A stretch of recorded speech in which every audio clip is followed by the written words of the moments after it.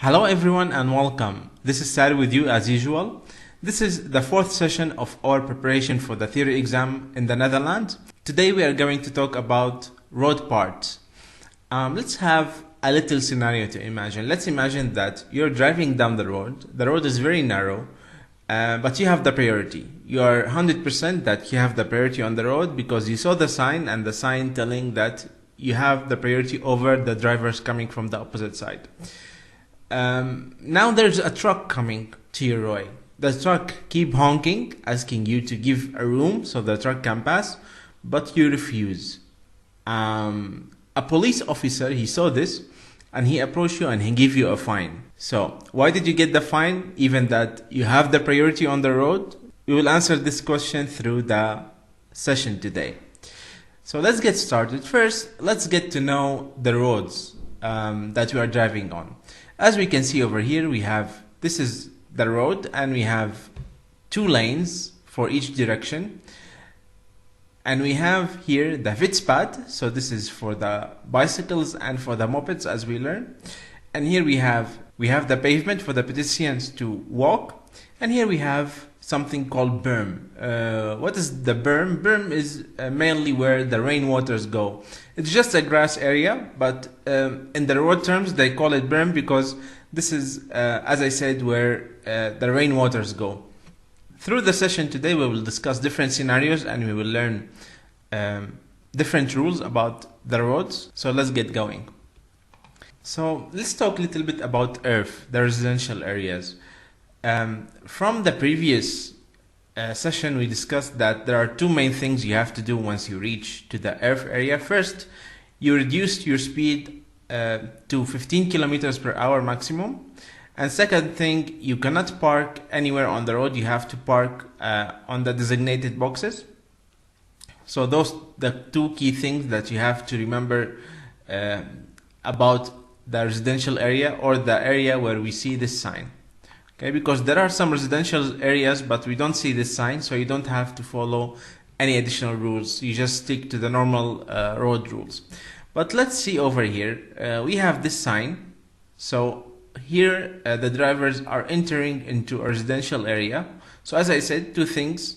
Automatically this driver, if he was driving whatever the speed, now his speed after this sign, it will be reduced to 15.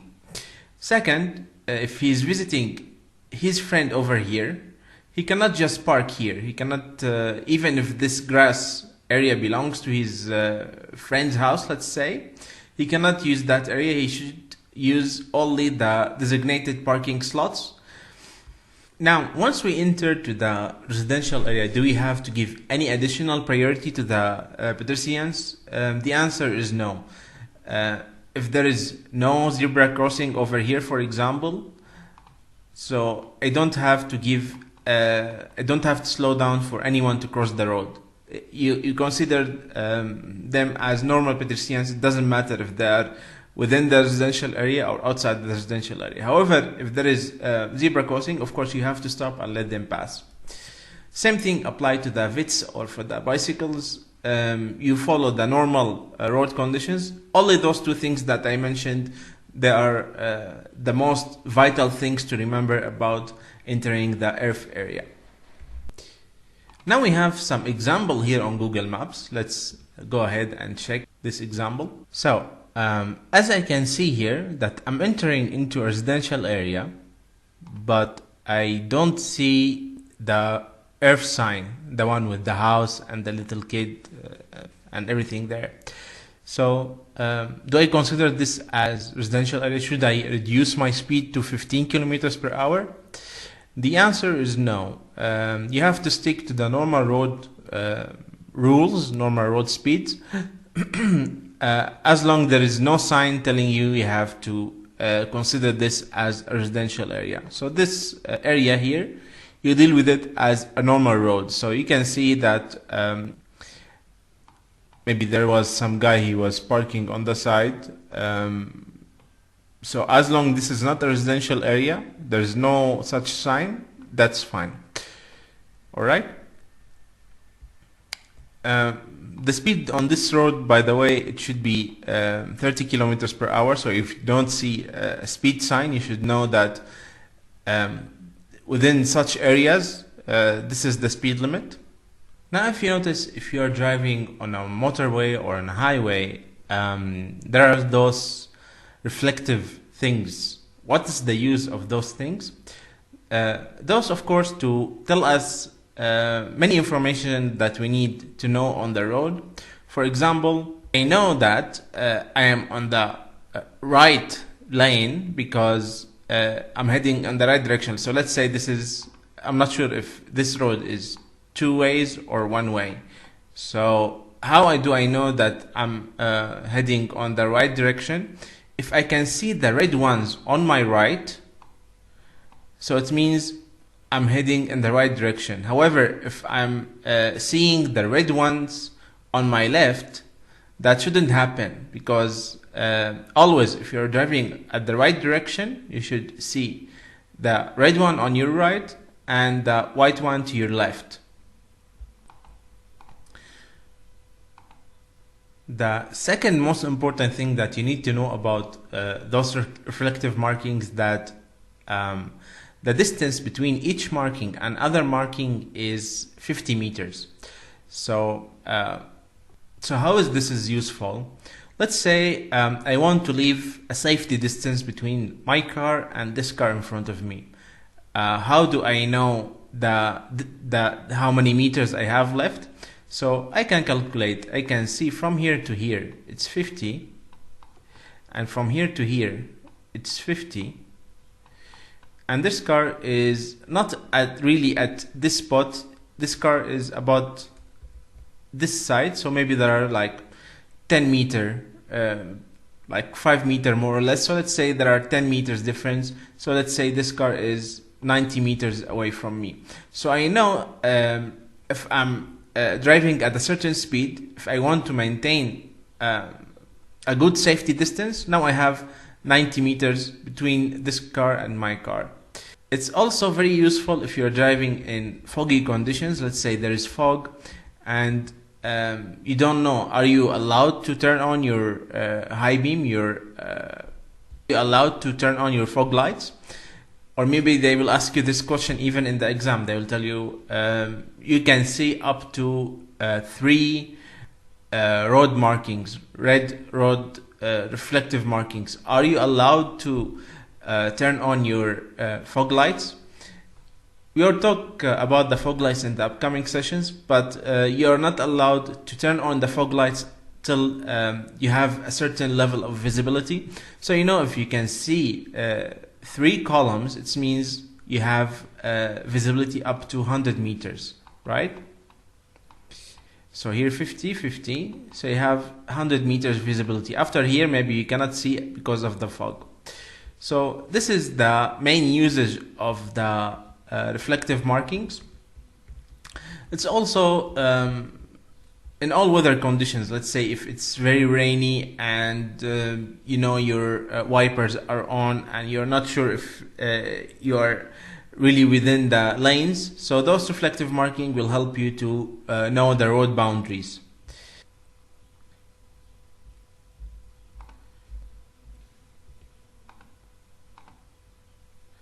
Okay, we have an example of those road markings. Let's go ahead and check it.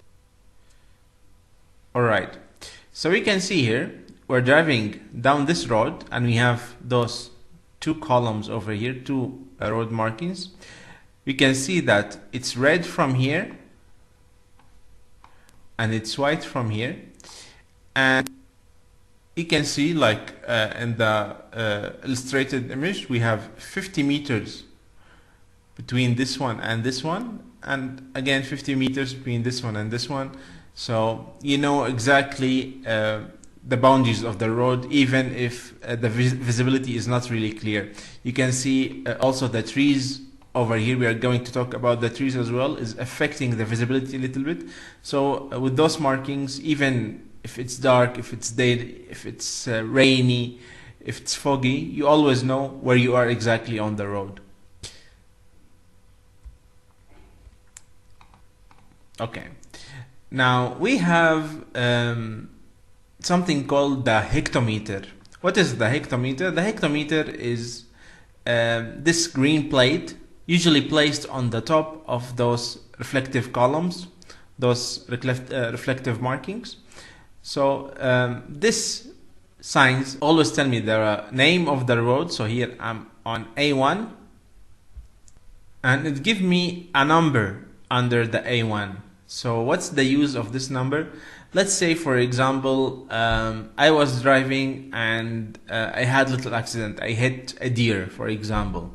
So I must report and tell my location. So maybe they will send ambulance to the deer. Maybe my car has been affected. Maybe I have damage to my car. I cannot drive anymore.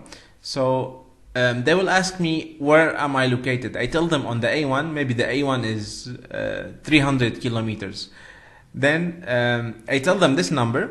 Like, I tell them I'm on A1. I am at the spot 48.3. Then they know where I am exactly. The distance between each hectometer and the other hectometer is 100 meters.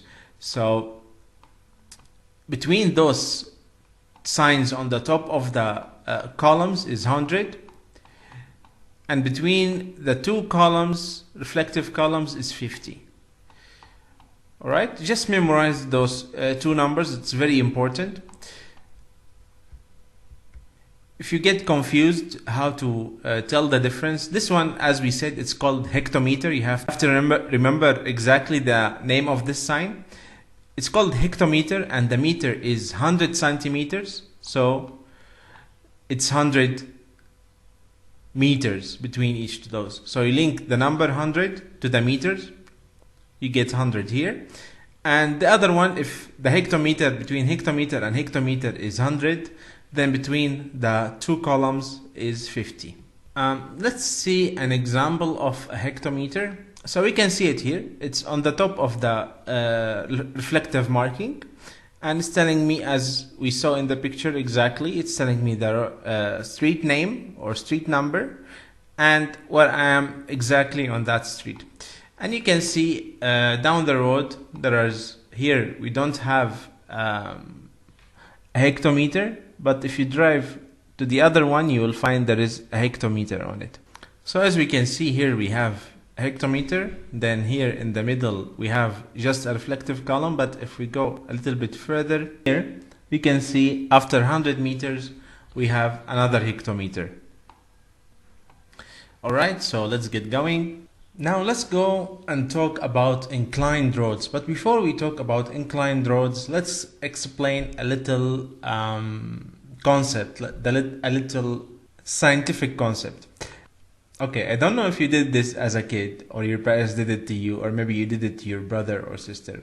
But let's say here we have this father over here standing and holding arms of his kid over here. Okay, so this kid, he's flying because his father is moving around like very fast. So there is a force lifting this kid to this position while the father is going around very fast. So this happens as well in the cars. So if you are driving down a very steep curve, like what we have here in this image, then there is a force will push the car into this direction over here. Now cars have traction control. This is the main job of the traction control. So that's why in some sports car you can turn off this traction control, and this is very dangerous, of course, because it will be very difficult to control the car. But in normal cars, the traction control will always try to balance this force. And what happened here as well, that because there is this very steep curve over here, they make an incline in the road. So the force will push us in this direction, but the road, because it's inclined, it will push back on the other direction. We will cover this very closely, but I just wanted to explain this concept so it will be maybe easier for you to understand what I'm talking about. Let's clean the art that we did over here. Okay. When turning, a dangerous situation might arise due to centrifugal force. And to prevent this, the road is tilted. This means that inside is bent lower than the outside. So this is the road, this is the inside of the road, and this is the outside. The force, the centrifugal force is trying to push me this way, but the road is tilted into this direction, so the road is still pushing me back again to the road, so I can stick better to the road, not to overdrift to this side or this side. Alright, so let's have a clearer image of this. Let's show you how it looks like. Okay, it's this looks like a NASCAR actually track. In the NASCAR, it's only a circle, and cars drive very, very fast into this circle, and the road looks very similar to this. But on normal road, of course, it's not like that. It's maybe, I don't know, maybe 5% of this. Anyway, so we have two types of the inclined roads. We have positive and we have negative. So the road that we have over here is positive. Why it's positive? Because the inner of the road is lower than the outer of the road. See? So this is the inner of the road and this is the outer of the road. So the inner is lower. So what does this mean? We have a red circle over here. Why do we have this red circle? Let's imagine that this car is tied to a rope, okay? And this is going very, very fast, making a complete circle, okay? So we have, this is half of the circle, so maybe there is the other half that we cannot see. So this is a circle, complete circle going, let's imagine like this, okay? So this car is stuck to the road and going into this direction while the force is pushing it to the outer direction, right? Like imagine that this is the father holding the kid, the legs of the kid will be here, so it's pushing into this direction. But because the road is inclined in such a way, so the road is pushing the car again to this direction.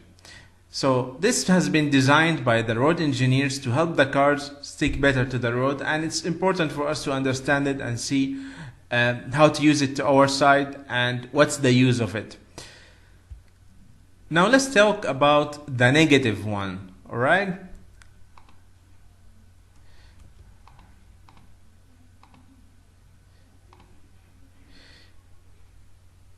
In this scenario, we have the car is on this direction and we have the road going like into this direction, alright?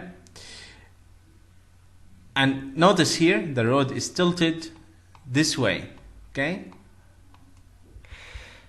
So the outer of the road, the inner of the road is lower than the outer of the road. And let's imagine again that the car is tied to this dot over here and it's going extremely fast.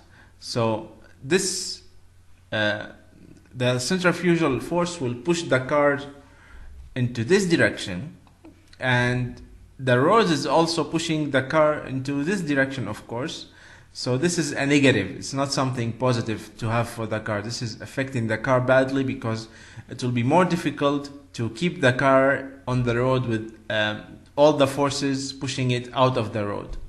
Alright, so this is what we have to memorize about the positive and negative roads.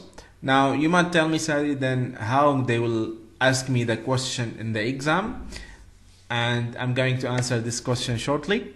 Alright, so they might just give you an image like this. This is your car, the red car, and you have a car from here coming towards you. And they ask you, do you expect the car to come to your direction or to the other direction? Like if there is, I'm driving into this way and the car is driving into this way. So should I expect the car to come towards my car, or should it go outside the lane? What should I expect? Here you have always to imagine this dot, and if you want, maybe you want to draw those lines to help you understand. So we can see that the road is tilted into this direction, right?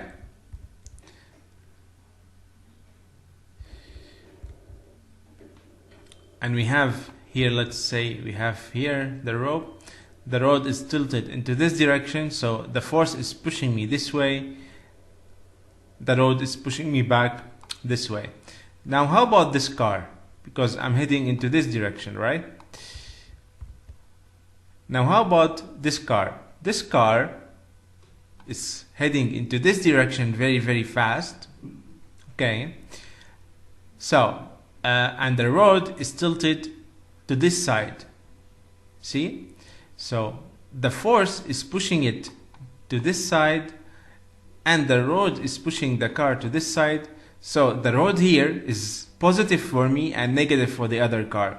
So the car is going into this direction, and two forces pushing it into this direction, on the opposite direction, to the left direction. So I should not expect the car to come towards me. This is the short answer, but we have to explain why I should not expect the car to come towards us. Now let's have another example. Okay. Now let's check this example. We have the road, as we can see, it's tilted into this direction over here. So if it's help, we can always draw the lines, but let's focus on the car in front of us in this example. So should I expect the car to come towards my direction, towards my car, or towards the other side? Let's draw a line and see. So this car is heading into this direction, and the road is tilted this way.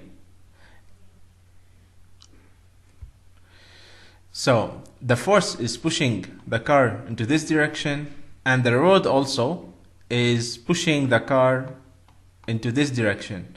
So I should expect this car to come towards my car, right? This is what we call rush. So we expect the car to rush into my car, right? It won't hit me probably, or hopefully, but it will rush towards my car. So this is important to memorize this word. All right. Let's get going first. Let's clean the screen, and all right. Now, if you need to study more about this, you can check the links that we have in the description. Let's talk about the Witzpad or Witzstrook. Here first, if we have this available for the bicycles and for the mopeds, they have to use it. As we mentioned, by now you should remember that mopeds are allowed sometimes to use this lane, but otherwise if it's only this sign, it's only light mopeds and bicycles.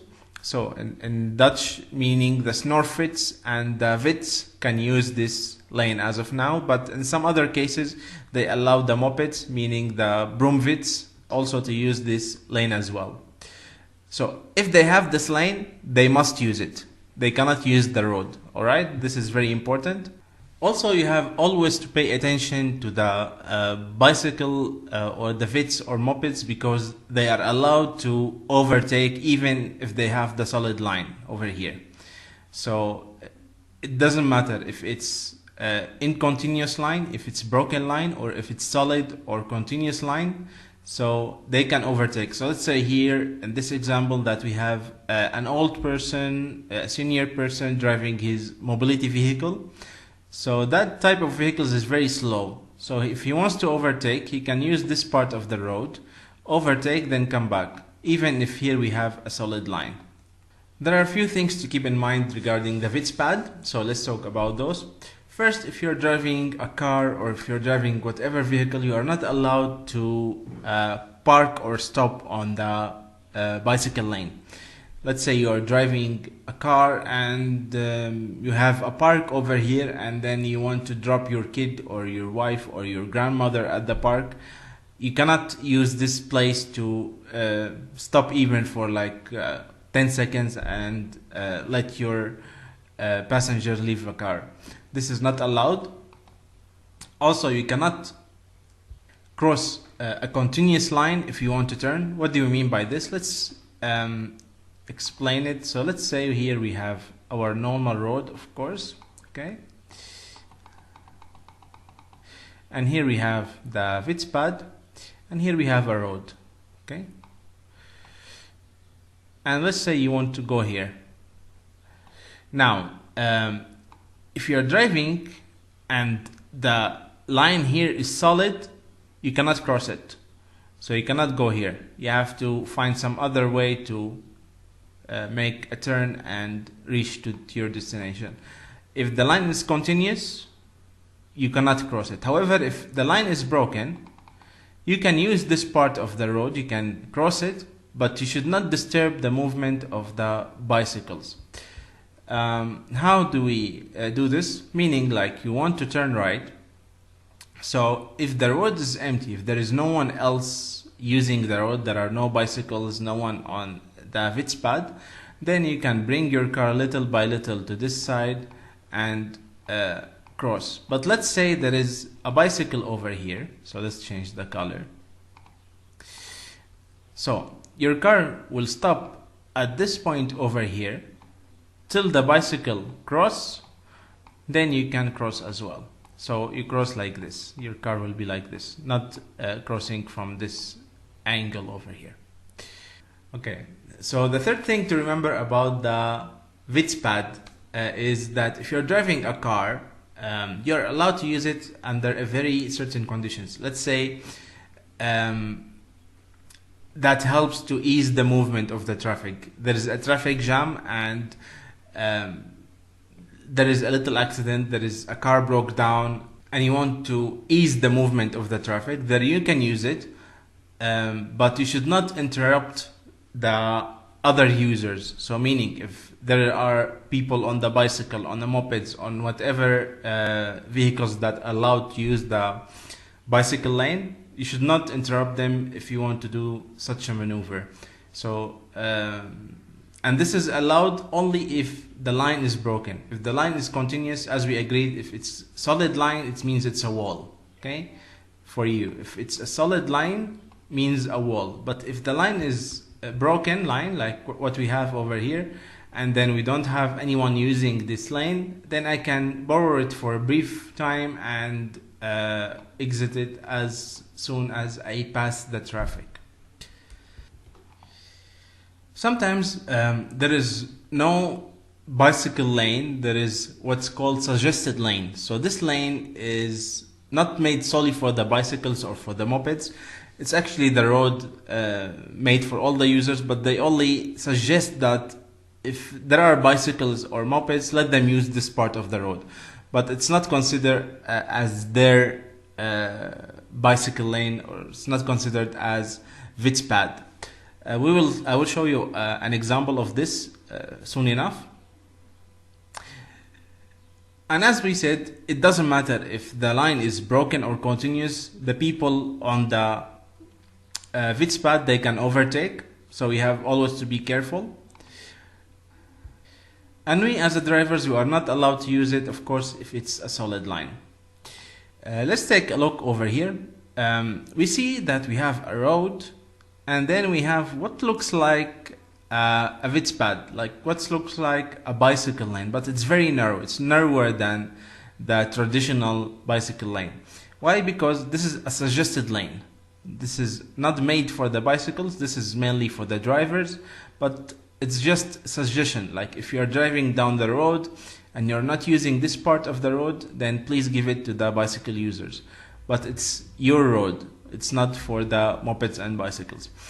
If we look a little bit ahead, we can see now this road is now, there is a width pad. Now this, after the sign, it's a normal bicycle lane. Before the sign, it's just a suggested lane. So let's go and check the normal bicycle lane. What's the difference? See, from the moment we have the sign, we have a normal bicycle lane. Now see, this is dedicated for the bicycles only, you cannot use it.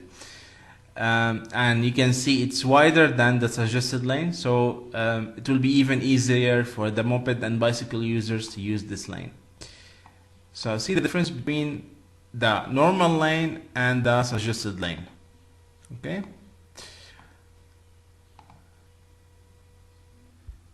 Now let's test your knowledge about the previous class. You tell me, you saw this sign, what does this mean?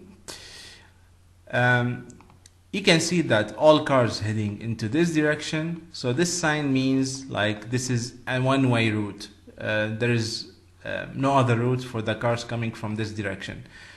So all cars on this road should be heading towards the direction of the arrow. As we may remember from the previous class, that this arrow could be in any direction, could be this direction, any direction that the arrow is heading, it will be a one-way street.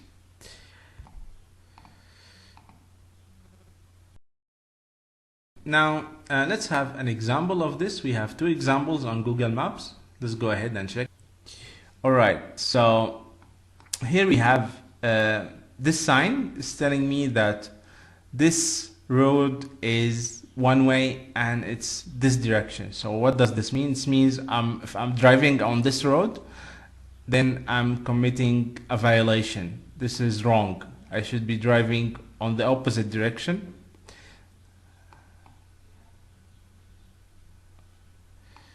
So like this, now I'm on the safe side. The road is one way and I have the arrow towards my direction. How they might ask you this question in the exam, maybe they, we talk about this, maybe they put this sign over here and they ask you, do you expect cars coming from the opposite direction? Of course, you should not expect cars to come from the opposite direction because this is a one-way road. Let's check the other example. Now here, I can see that maybe I can fit two cars here into this road, but they are telling me that this is a one-way road. So like before, I should not expect cars to be coming from this direction. This is only for cars traveling into this direction, the direction of the arrow only. Alright, now let's discuss the narrow road situation. When you are on a narrow road street and you are facing a driver coming from the other direction, you both must meet at the widest part of the road. What do we mean by this? Let's imagine that we have a road shaped like this, okay? And here like this, and here like this, and like this. And you're driving here, okay? And you see a truck or a car or a vehicle coming from this direction. You don't reach till here and then you try to give a room. You already here close to the widest point of the road, so you just wait here, and now it's easier for the truck to cross this narrow road. This is what we mean meet at the widest point. So if you are far away, speed up till you reach here and wait for the truck. Same applies for the truck coming from the other direction. The truck should wait here so you both can cross without bothering each other. When you are not able to drive and one coming from the opposite side, then it's okay to use the drainage area or lawn or the berm that we said. So here we have an image. This road is very narrow. Then you are allowed to use the berm to allow the truck to pass. Even if this is a solid line, we see here that we have a solid line. But what to do? The road is very narrow and you're stuck there forever? No, you can use the berm. You're allowed to use the berm to cross this wall that we talk about and to allow the truck to move. Now let's go back to the question that we asked at the beginning of the class. Let's say this road is two ways and you have the priority on the road. You saw the sign that it's giving you the priority on the road, and you saw this truck coming from the opposite direction. Who should give away to the other, you or the truck? The answer, always the small car should make a room for the bigger car. So this is the rule now. This is another break of the normal rule. that you have the priority. Now, if you have the priority, if it's a normal car, then no problem. If it's a normal car, same size as your car, there is no problem. You still have the priority, so the other car should give you a room. But in this situation, the bigger car has the priority. So you have to give a room to the truck. Why the bigger car has the priority? Because you have a small car. If it gets stuck, it's easier to hook it to another car and bring it back to the road. But let's say this car tried to give you a room, went inside the berm, went inside the lawn, and got stuck over there. Who can bring this truck? It's a very big operation, and it will take way much more time and way much effort. So if you use the berm, it's easier for you to exit. And in case you get stuck in worst scenario, then you have a small car. It would be easier to bring it back to the road. This is the idea behind of this. Alright, so driving on a road that has trees near the edges of the road. Because of the trees, the visibility is poor or even bad.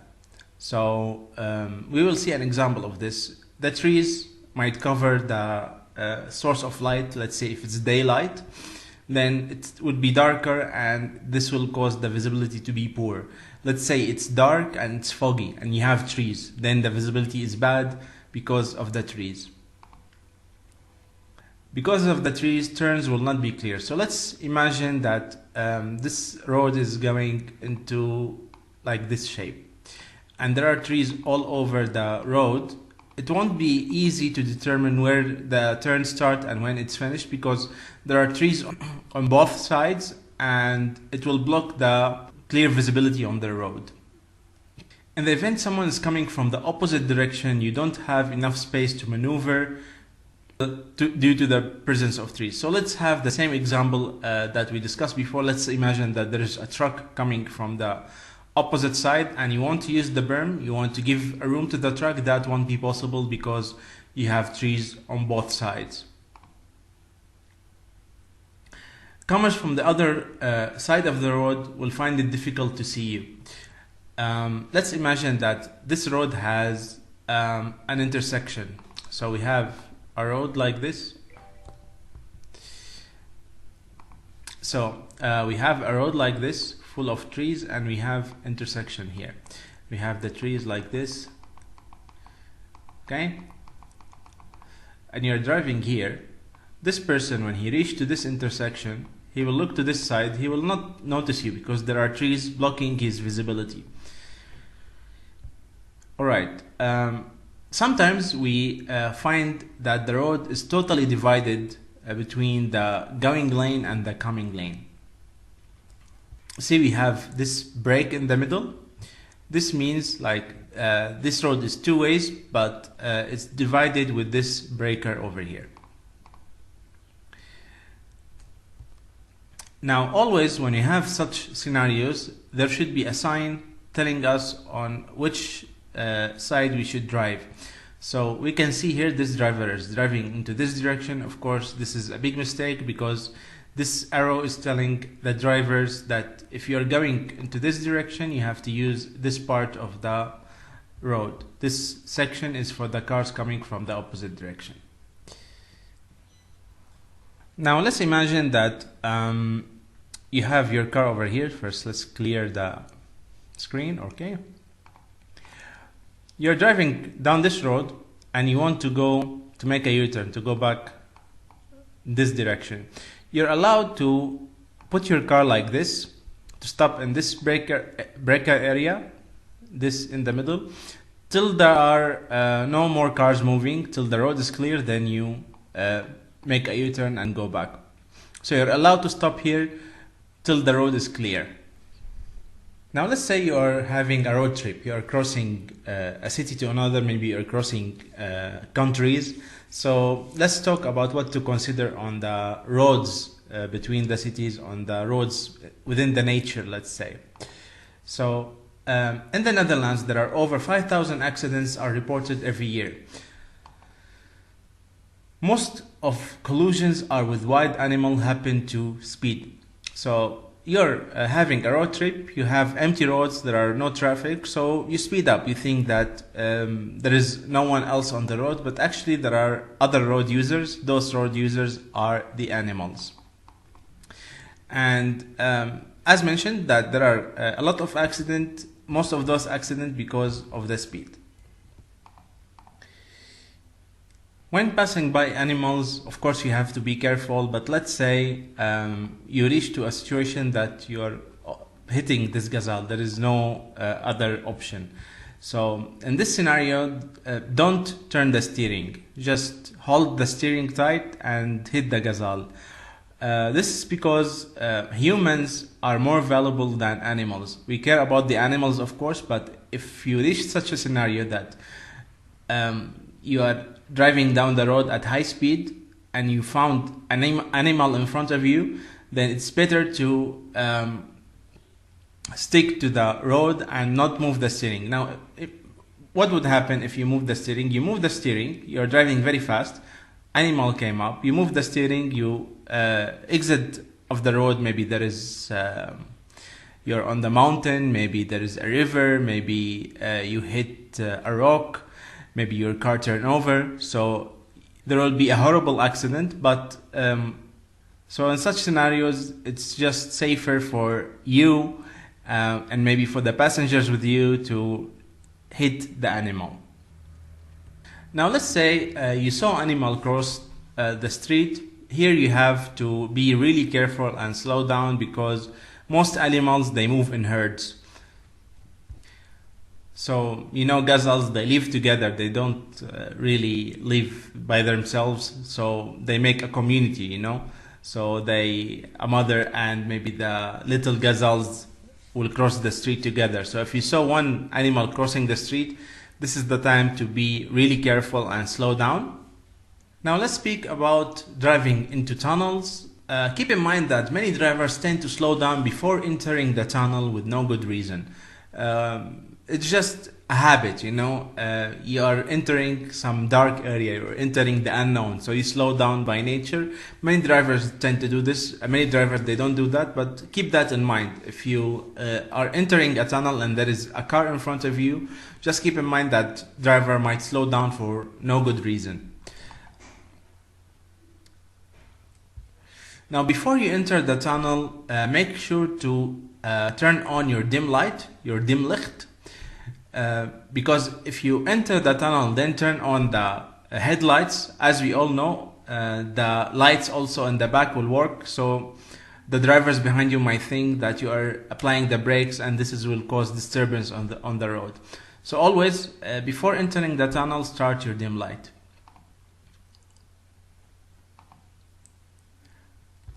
Now let's say while you are inside the tunnel, you had some problem. Let's say you have overheating engine. You saw inside the car is overheating, and maybe smoke coming out of the front of the car. So at this scenario, if you can still drive the car, if the car is still drivable, still moving, always finish the tunnel. Cross the tunnel, then stop at a side. But let's say you are not able to drive the car anymore, then there is this emergency area. You can stop there and put on the hazard light to warn the drivers coming from behind you. As usual, by the end of the session, we leave you with the important words to remember. Of course, you have to learn those words in Dutch. It's very recommended because this will help you in the exam. It will help you while you are driving down the road. Maybe you're having the exam in English, but you are driving on Dutch roads.